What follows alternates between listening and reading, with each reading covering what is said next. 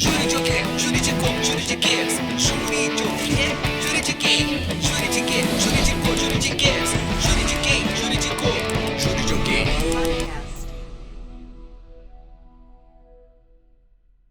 Olá, olá! Estamos aqui no nosso programa 3 do Juridioquê, podcast que traduz o direito para você. Tudo aquilo que parece óbvio no direito, mas não é, a gente explica aqui. E hoje comigo, eu tenho sempre a grata satisfação de poder ter amigos comigo nesse programa. Dr. Ricardo Marcelo de Menezes, amigo e sócio. Ele que é mestre em Direito e atua fortemente no Direito Ambiental, Direito Contratual, Direito Administrativo. Querido Ricardo, obrigado por aceitar o convite de vir aqui traduzir pra gente o que é esse tal de contrato, o que come, onde vive e para que servem os contratos. Esse que é um tema essencial para qualquer ser humano vivo numa sociedade hoje. Obrigada por ter aceito o meu convite. Oi, Jéssica, quero agradecer o convite, a possibilidade de estar fazendo parte desse projeto muito legal, né? E fico à disposição aí para a gente bater um papo aí sobre contratos, né? Ajudar a esclarecer alguns pontos que o contrato está presente na vida de todos, né? E certamente esse programa vai ser um sucesso aí ajudando a esclarecer as pessoas sobre essas dúvidas que a maioria da população tem sobre termos jurídicos. Maravilha. Então vamos começar pelo começo. O que é um contrato, né? Vamos traduzir esse juridiquês aí. O que é um contrato? Então, o que é um contrato, né? Um contrato, ele é um acordo de vontades entre as partes, né? Então, o João e a Maria, eles querem pactuar, eles querem resolver uma determinada situação e eles vão fazer um acordo de vontades, eles vão colocar ali as suas preferências, os seus direitos, os seus deveres, os valores que eles querem contratar para aquele determinado tema, né? Como, por exemplo, numa locação, né? O João tem lá uma sala, a Maria precisa de uma sala, o João oferece para a Maria aquela sala e diz, olha, Maria, eu quero locar para você, eu quero alugar para você essa sala custa R$500, eu quero que tu me pague todo dia 10 de cada mês e a gente vai fazer esse contrato por 12 meses, tá bom para ti? A Maria vai analisar a condição dela, vai ver se ela tem condição de pagar, vai dizer, João, eu faço, mas eu queria que tu pintasse essa sala porque ela não tá muito legal, então tu coloca aí no nosso contrato, tu vai me dar a sala pintada, vai ser por 12 meses, R$500, sem reajuste, pago todo dia 10 de cada mês. E aí tá firmado o contrato entre o João e a Maria, né, para essa sala comercial. Então nós temos contratos muito simples, né, muito tranquilos, e contratos muito complexos, né, que tratam de questões muito mais amplas a respeito dos direitos e dos deveres das pessoas, e nessa área sempre ligada ao direito do consumidor, né, onde a parte vai numa loja, né, numa loja de roupa, numa loja de eletrodoméstico, etc. No direito empresarial, onde nós vamos ter aí pessoas jurídicas, né, uma empresa, então, fazendo contrato, comprando uma máquina para sua indústria, comprando um pneu lá para sua frota, etc, né, e vamos ter também contratos entre pessoas naturais, como esse do João e da Maria aí, que querem alugar uma sala comum em qualquer lugar desse Brasilzão. Tá ótimo. Então, dentro do direito, qualquer área, no direito trabalhista, no direito consumidor, o contrato é sempre um acordo de vontades. Sempre um acordo de vontades, independente da área, né? O que vai mudar, muitas vezes, são as pessoas e os objetivos que elas vão ter em relação àquele contrato. Mas a estrutura do contrato em si, ela é a mesma, né? Isso, claro, se for tratado um contrato lá no direito do trabalho, eu vou aplicar a legislação lá do direito do trabalho, CLT, né? A legislação ligada àquilo. Se eu for tratar do direito do consumidor, vou aplicar a legislação do direito do consumidor.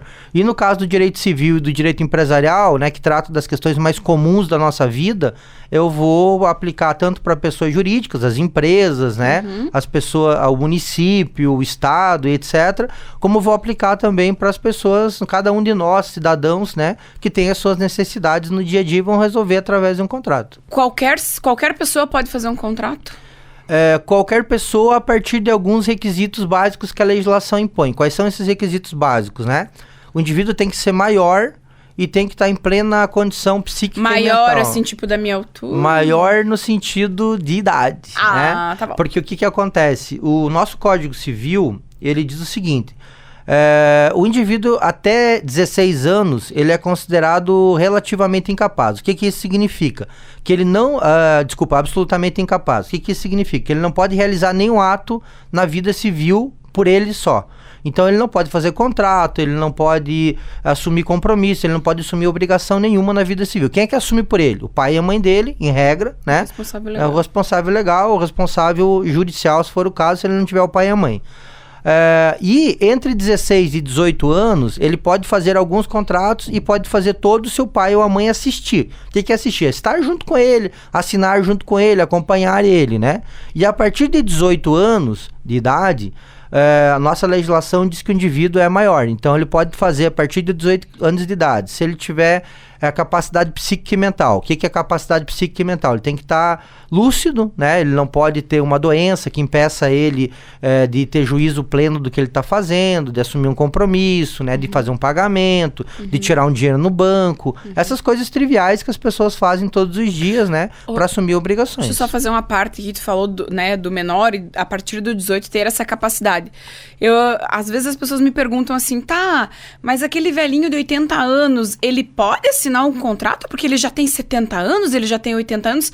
A idade para menos talvez seja um limitador de capacidade. Isso. E para mais também? Não necessariamente, né? Porque a idade, o indivíduo que é idoso, ele não é considerado incapaz pela nossa legislação.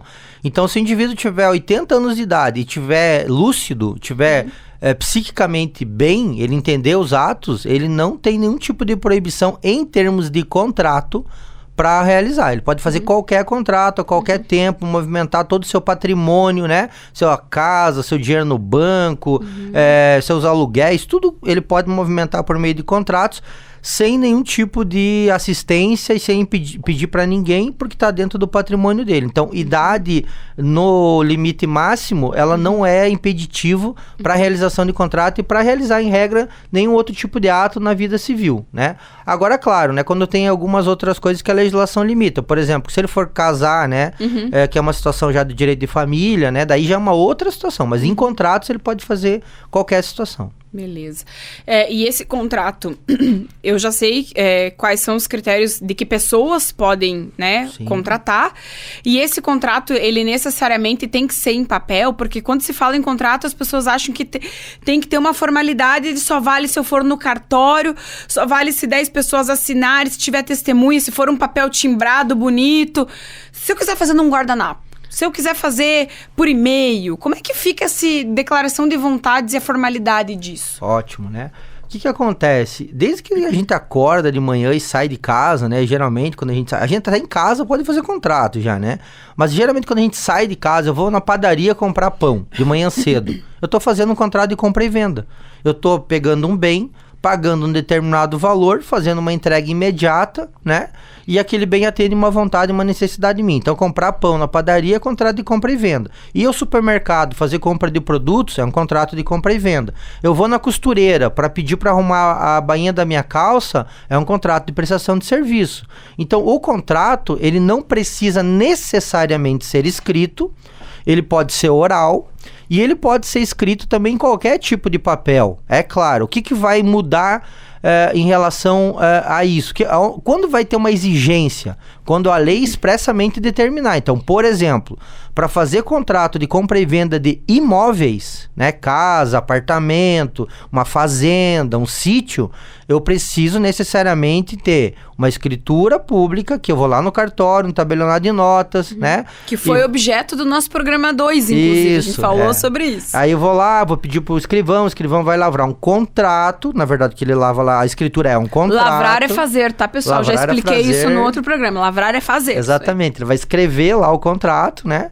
E aí eu vou pegar aquele contrato, vou até um outro cartório, o cartório de registro de imóveis, vou lá, o cartorário vai fazer uma anotação lá e vai dizer, olha, agora isso aqui mudou da Jéssica pro Ricardo. Esse apartamento era da Jéssica, a Jéssica vendeu pro Ricardo por X mil reais e agora é do Ricardo. Então, no caso de imóveis, precisa digamos assim, um pouco mais de formalismo, né? Porque a lei determina. Mas grande parte, sei lá, 80% de tudo que a gente faz no dia a dia não precisa de formalismo. Então, tu tá na mesa do bar e lá surgiu uma oportunidade de fazer um negócio. E aí tu tem que fazer um contrato para formalizar aquele negócio. Olha, eu quero comprar a tua moto que tá ali fora. Tu quer vender? Ah, eu quero vender. Quanto é que tu quer na moto? 10 mil reais. Que ano é? Ah, tal ano. Me agrada. Então, tu vai entregar uma moto e eu vou te pagar 10 mil reais. Quando é que tu vai entregar a moto? Segunda-feira. Então, o João vai vender pro Paulo, o objeto é uma moto, vai colocar a descrição da moto, qual é o valor? 10 mil reais, tu vai entregar quanto? Segunda-feira, ela tá em perfeito estado, não, tá em perfeito estado, vou dar garantia aqui pra você,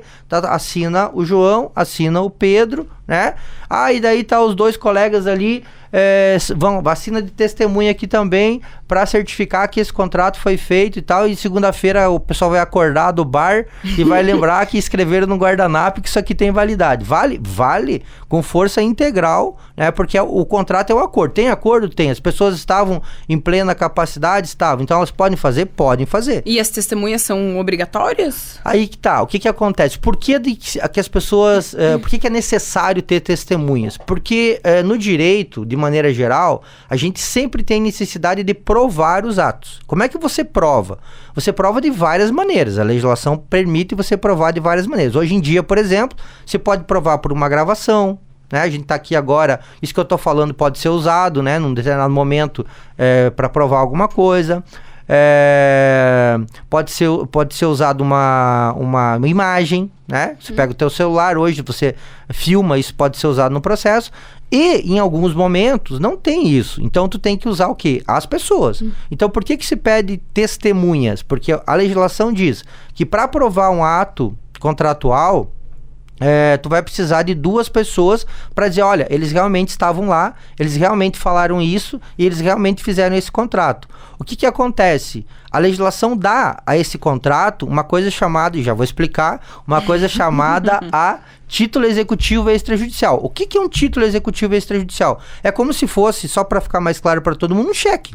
Um cheque para dizer para ele, você pode cobrar de mim isso aqui, porque eu te devo isso. E as testemunhas vão dizer, realmente, ele deve. E aí, se eu for a juízo, o juízo vai escutar as 2 testemunhas e as testemunhas vão dizer, não, realmente ele assinou, realmente eu estava lá, realmente é isso que está escrito e assim vai. Então você consegue fazer a cobrança do teu devedor, se ele não pagar por algum motivo, ou não entregar a moto, ou o outro não pagar o valor, daquela situação pela presença das 2 testemunhas. Então, ter 2 testemunhas te ajuda a provar que você tem um crédito ou um débito naquela situação.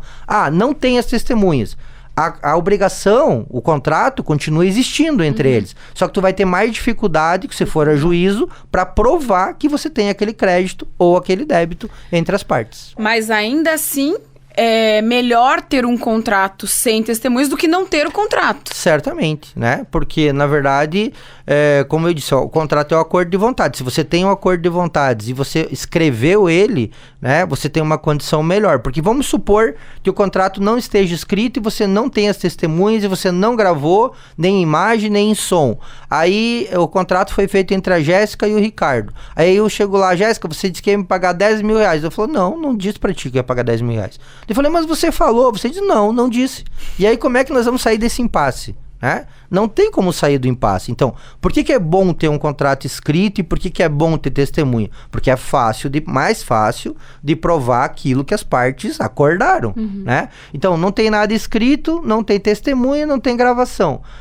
Muitas vezes você não resolve aquela situação, né? Então, mas eu não tenho 2 testemunhas, então não vou escrever. Escreve, porque como tu falou, é melhor ter um contrato escrito, que ele não tem essa validade de título extrajudicial no primeiro momento, mas tu consiga mostrar que tu fez um acordo, que tem uma relação, que tem uma dívida, que tem uma necessidade de entrega, do que tu não ter nada na mão e aí tu realmente não consegue provar o acordo de vontades. Então aquele papo que a gente escuta de que só tem validade o contrato se tiver com a assinatura, que eles dizem reconhecida firma, né? Assinatura reconhecida no cartório.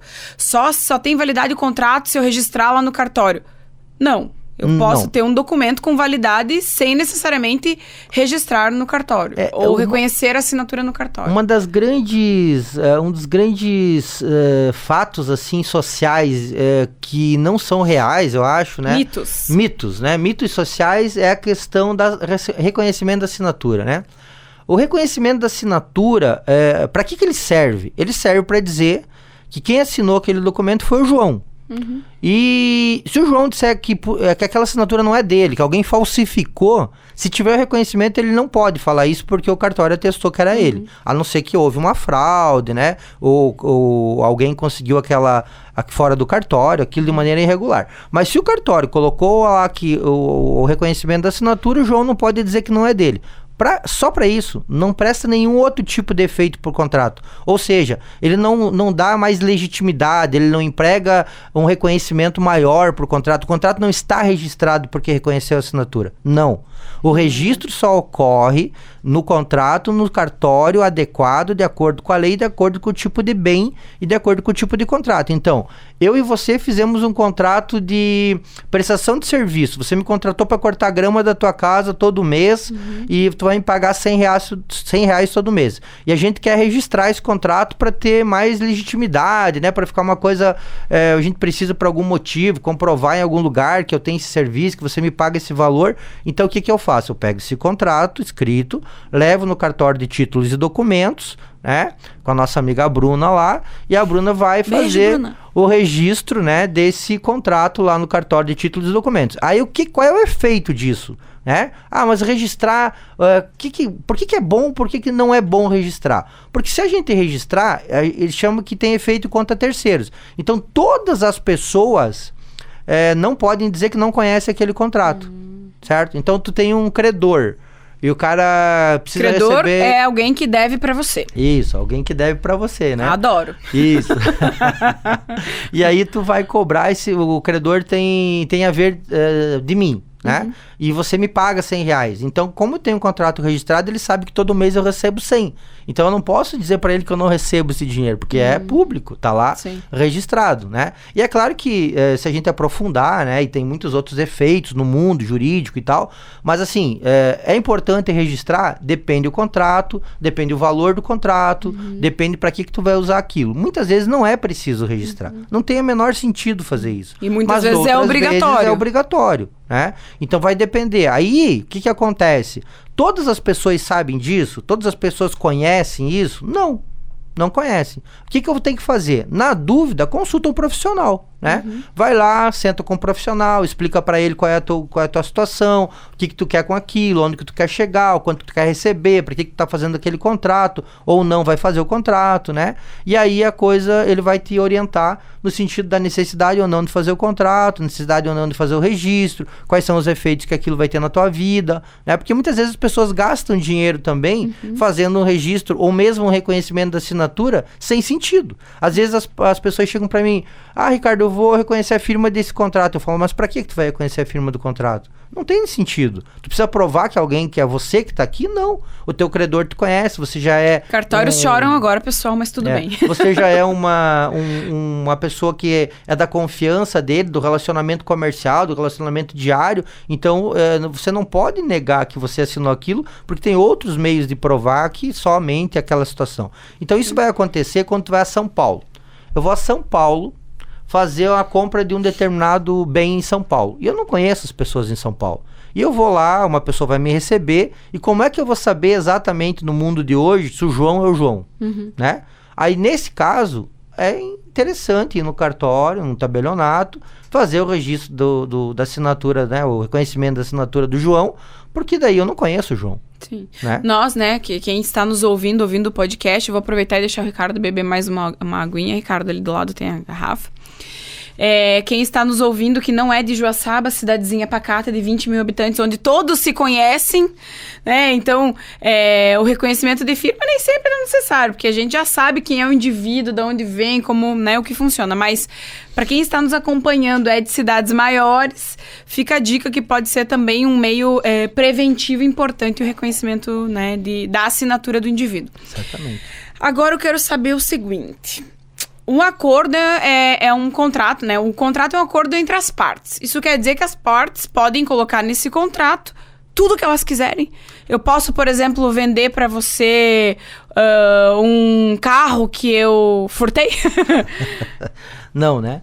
Nesse caso, não. As pessoas... A regra é assim, né? As pessoas podem colocar no contrato tudo o que quiserem, desde que aquilo não seja ilícito. Então, ilícito por exemplo, é proibido, errado, a lei que a lei proíbe. Que a lei proíbe. Então, por exemplo, né? qualquer tipo de entorpecente, drogas, né? Maconha, cocaína, são considerados ilícitos. Então, eu não posso fazer Corote, um contrato... pode? Corote pode, porque tá. não é ilícito, né? Apesar de ser alcoólico e tal, né? Mas é permitido por lei. Então, o que acontece? Se a lei proíbe uma determinada prestação de serviço, um determinado produto, ele não pode ser objeto, ele não pode ser um bem do contrato, né? Então eu não posso fazer um contrato para vender drogas porque é proibido vender drogas, então consequentemente não pode ser o objeto do acordo de vontades, né? E eu posso fazer um juro tipo de 30% ao mês? Também não, porque tem limitações. A legislação também impõe limitações para determinadas práticas, né? Por exemplo, falou do juro. Quem é que pode emprestar dinheiro a juro? Ontem eu dei essa aula para os meus alunos no curso de Direito, né? Na 5ª fase, falando sobre o contrato de empréstimo. E no contrato de empréstimo tem uma subclasse do contrato de empréstimo, né? Uma divisão no contrato de empréstimo, chamada de contrato de mútuo, que é o que mais nós fazemos. O que é o mútuo? Agora a gente está no dia 29, né? Está no dia em abril aqui, e vamos ter agora o final do mês, e você está sem dinheiro, e você chega para mim e diz, Ricardo, me empresta R$100 até o dia 10, quando eu vou receber. Eu vou dizer, não, tudo bem, eu tenho R$100 aqui, vou te emprestar. Eu posso cobrar juros desse valor? Eu posso cobrar, desde que não seja uma coisa usual que eu faço, uma coisa esporádica, de vez em quando, né? Então eu vou te emprestar R$100, eu vou dizer, Jéssica, me dá R$102 no dia 10, né? Tô cobrando 2% de juro. Isso pode acontecer, mas se eu fizer isso de maneira corriqueira, de maneira cotidiana, se eu fizer sempre isso, a legislação não permite, porque isso é uma prerrogativa de instituições de crédito ou empresa de crédito simples, que foram criadas recentemente agora numa legislação federal, que permite pessoas emprestar valores um pouco menores, de uma maneira menos burocratizada, né? Justamente para inibir a profissão de agiota. Então, esse indivíduo, quer dizer que né, ser agiota não pode. ser agiota no Brasil é proibido, Pessoal, né? Então, não pode. aquele indivíduo que empresta de maneira recorrente, sempre, né? E cobra juros, ele não pode fazer isso, porque isso é considerado agiotagem, e a agiotagem é proibido pela legislação. Então, a agiotagem não pode ser objeto de contrato, né? O prestar dinheiro a juro com meio de agiotagem não pode ser direto. Mas se não tiver no papel, se a gente só combinou assim. A mesma coisa, porque o contrato não precisa estar escrito, lembrando, né? Então, o contrato oral vale também, né? E aí, se o indivíduo vier me cobrar de uma situação ilícita, ele nunca vai poder ir em juízo. Então, se você for procurar no Poder Judiciário, né, em juízo, qualquer cobrança de valores, tu vai ver que nunca vai ter um contrato falando de agiotagem. A pessoa pode até se defender dizendo que não vai pagar porque ela contratou de um agiota, porque o agiota não pode em juízo cobrar porque a atividade é ilícita, né? Ou seja, a atividade é proibida por lei, né? Então, nesse sentido... Aí eles mandam matar, né? Eles não vão no juiz. Então, nesse só quebrar a sentido, perna. o importante é a gente sempre entender se aquele objeto, aquela prestação de serviço, aquilo que a gente quer acordar, ela é uma coisa lícita ou não. Dívida de jogo, né? Dívida de jogo também não pode ser objeto de contrato, porque no Brasil o jogo ele é só permitido em termos de esporte, que foi o que aconteceu com o pôquer, né? Por que o pôquer pode no Brasil, pode ter campeonato, tem dinheiro envolvido e tal? Porque o pôquer foi enquadrado como um esporte, como é o futebol, como é o vôlei, como é o basquete. E aí uma dívida de pôquer pode ser cobrada em juízo. Agora, uma dívida, por exemplo, do truco, né? Ou de Olha algum aí, outro cacheta. jogo de azar, né? Não pode ser também. Agora temos o turf, né? Que é a corrida de cavalos, que também é regulamentado, que também tem toda uma situação. Então isso pode, né? Então no Brasil é proibido cassino, não pode, as pessoas vão jogar no Uruguai, vão jogar na Argentina, né? No Brasil é proibido bingo, teve uma época que estava permitido, depois a legislação foi considerada inconstitucional, ou seja, a Constituição não permite, e não podia mais ter, então, bingo, né? Então todas as atividades que são consideradas ilícitas, não pode. Jogo do bicho, né? Jogo do bicho é considerado ilícito no Brasil. Inclusive tem uma previsão de que ele é uma contravenção penal, né? Um tipo de crime, certo? Então, consequentemente, a dívida do jogo do bicho ou um contrato sobre o jogo do bicho não pode existir, porque a legislação considera isso como ilícito. Mas fora o que é ilícito, e que é um universo muito grande, as pessoas podem contratar sobre qualquer coisa que seja possível de acordo com a legislação. Agora tem sido muito comum A formalização de acordos pelo WhatsApp, pelo e-mail, também tem validade, assim como um contrato oral. Se eu estabelecer no WhatsApp, olha, eu quero comprar de ti aquela batedeira, me entrega quanto que é 20 pila, faz um Pix. Não fez o Pix, entregou... Tem a mesma... Isso, exatamente, né?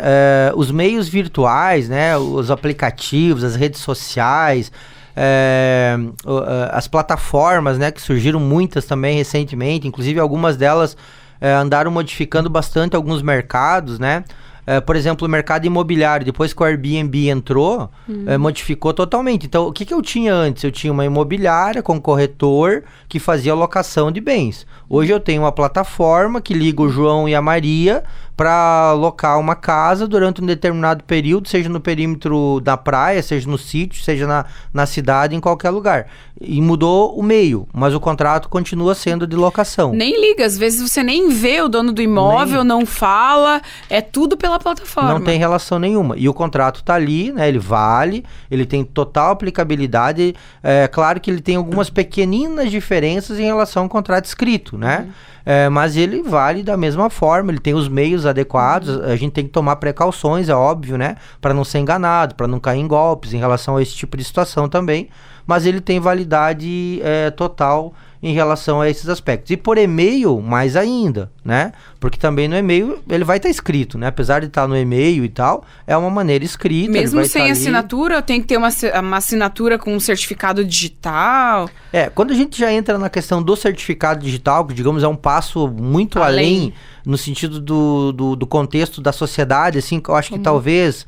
Não sei, 95% da população não tem assinatura digital ainda, né? Quando eu entro no contexto da assinatura digital, tudo que eu coloco em minha assinatura digital, ela tem uma validade, inclusive, maior do que a minha assinatura escrita, né? Porque eu não tenho nunca como negar que aquele documento foi eu que assinei.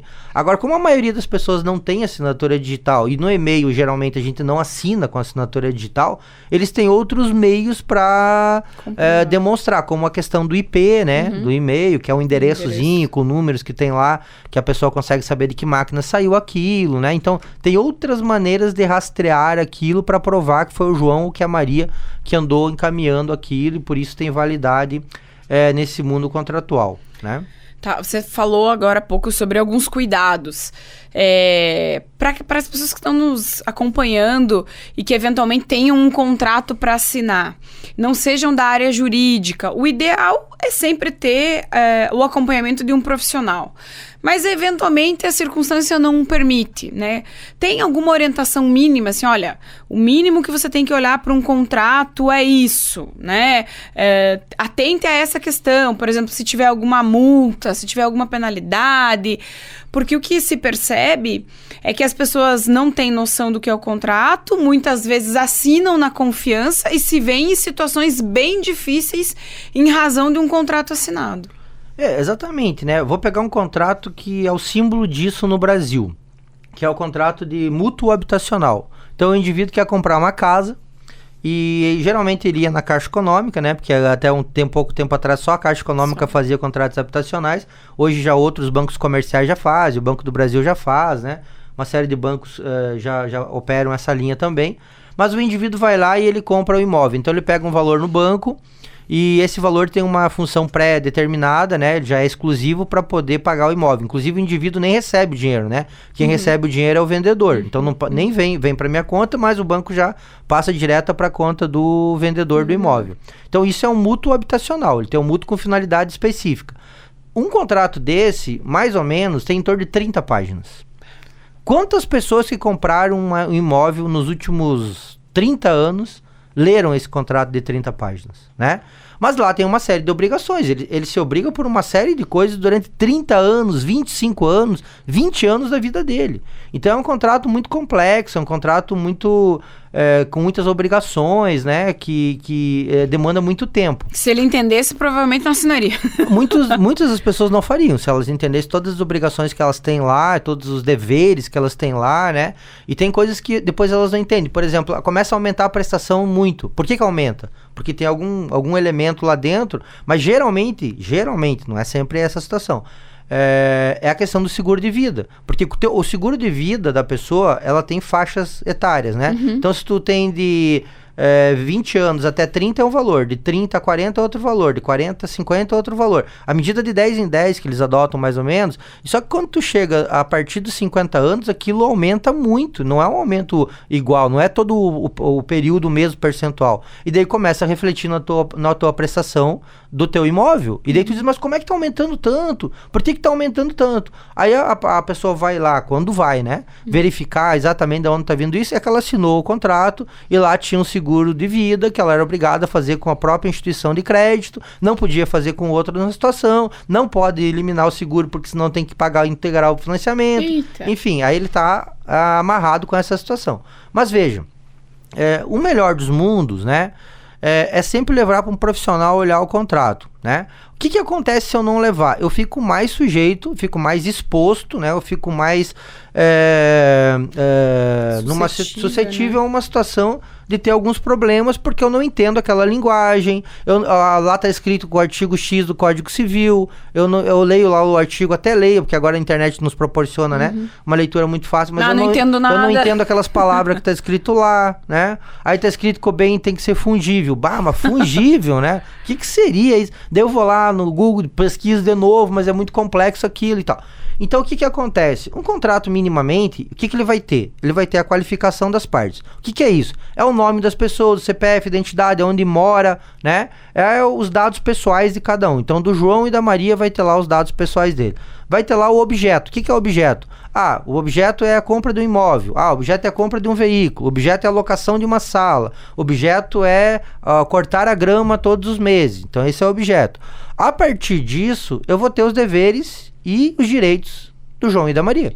Né? Quem que vai levar a máquina de cortar grama? Quem que vai pagar a luz? A máquina é gasolina. Quem que paga a gasolina todo mês? Então, esses são os direitos e os deveres que eles vão ter que colocar de maneira mais detalhada possível para que eles tenham um entendimento, né, de quem que vai ficar com tal obrigação durante aquele período. Depois disso, esse contrato precisa de garantia. O que é a garantia? Se a parte não me pagar, como é que eu consigo cobrar isso? Né? Então vai ter um fiador, né? O que é um fiador? É um terceiro que diz, se o devedor não pagar, eu pago, né?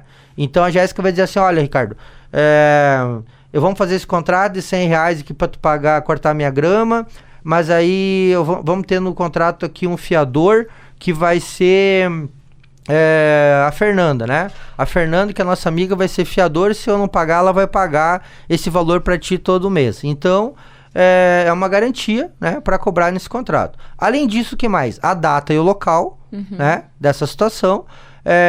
Uma coisa chamada de foro do contrato. O que é foro? É o local onde ele vai ser discutido. Se tiver uma divergência entre as partes, se tiver que ir para o Poder Judiciário, em que lugar ele vai ser discutido? Se tiver que ir para o juiz, qual juiz de que cidade que vai? Exatamente, né?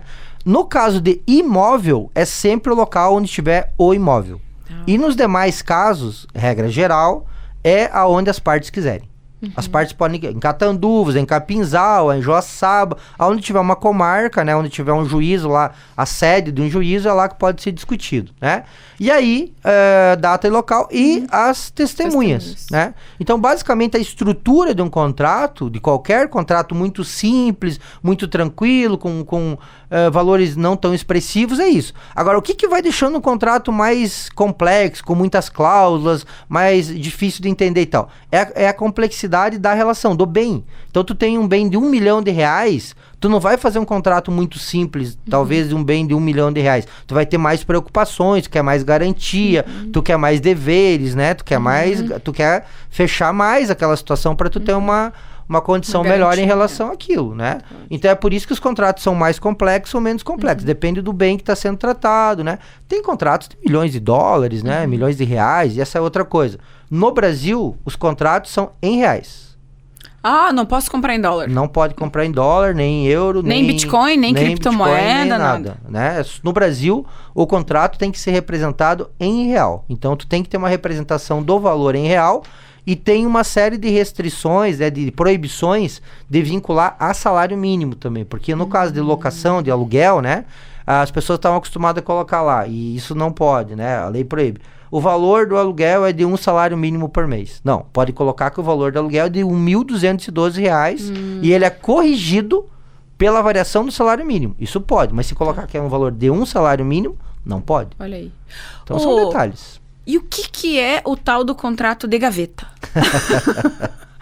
Essa é uma expressão, né, que surgiu porque, de novo, o João e a Maria faziam um contrato, e esse João e a Maria, eles não querem dar publicidade para esse contrato, eles não querem que outras pessoas saibam desse contrato, eles só querem que aquela obrigação, aquele acordo de vontades fique entre eles dois.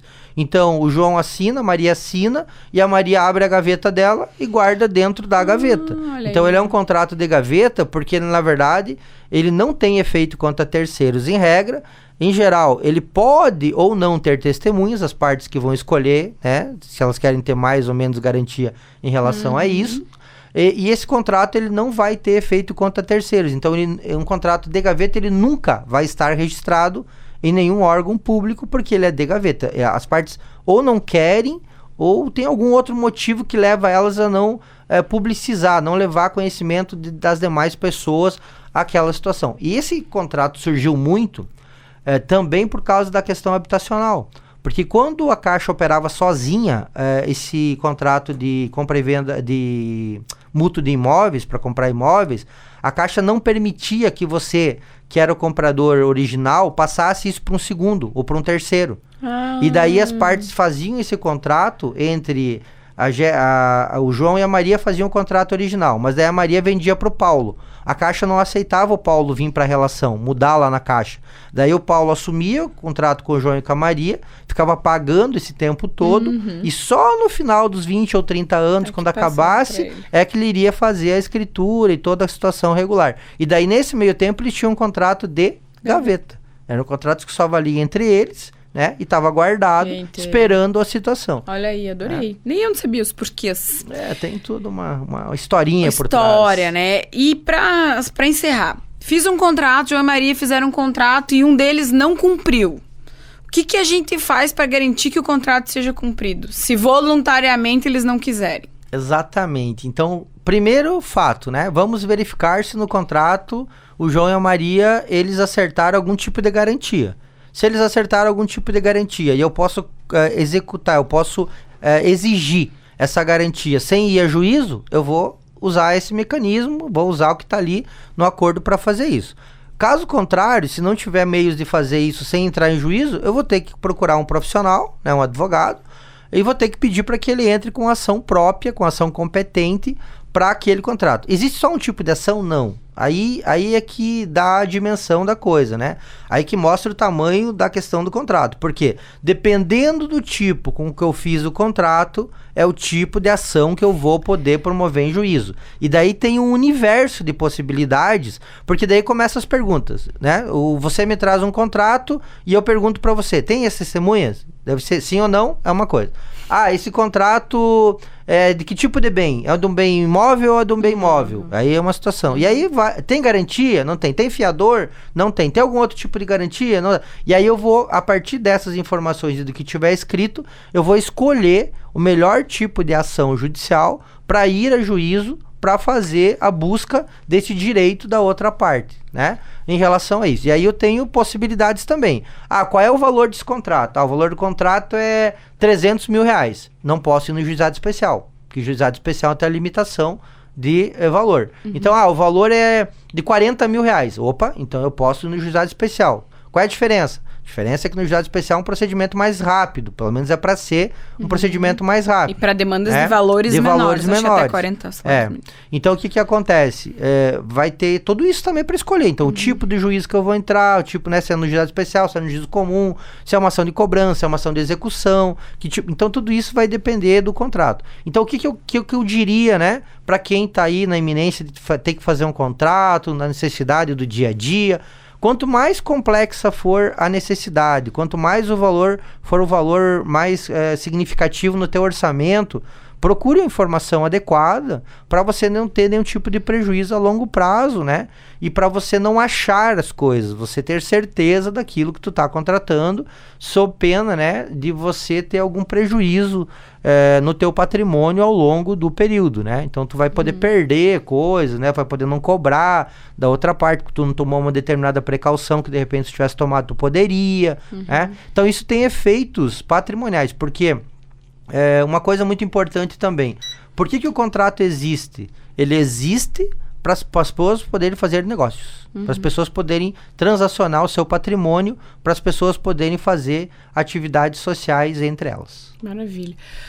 Poxa, que aulão de contratos, tudo super, ultra, mega traduzido. Na dúvida, sempre procurar um profissional da sua confiança para minimizar a chance de ter problema, prejuízo. Às vezes, o abalo emocional e o estresse é muito maior do que o prejuízo financeiro, então por isso que é importante a gente conhecer esses termos. E é por isso que o Juridiquê existe, para traduzir esses conceitos jurídicos para todos vocês, trazer de forma compreensível e permitir que a gente se prepare e se previna nas nossas relações. Queria agradecer muito, muito, muito ao meu amigo querido, Dr. Ricardo Marcelo de Menezes, que traduziu hoje aqui no Juridiquê o que são contratos, onde ficou claro agora, né? Onde moram, o que comem e por que vivem. Obrigado, Dr. Ricardo, uma alegria receber você aqui. Eu que agradeço pela oportunidade mais uma vez, doutora Jéssica, minha amiga, minha colega de trabalho, minha sócia, né? Somos colegas aqui como professores também, então eu quero parabenizar você por esse programa, por essa iniciativa, né? Você é muito dinâmica sempre, e sempre com esse olhar sensível, né? Para as necessidades das pessoas aí, para entender melhor a sua vida no dia a dia. Um grande abraço e obrigado, e até uma próxima oportunidade. Juridiquê, Juridicô, Juridiquês,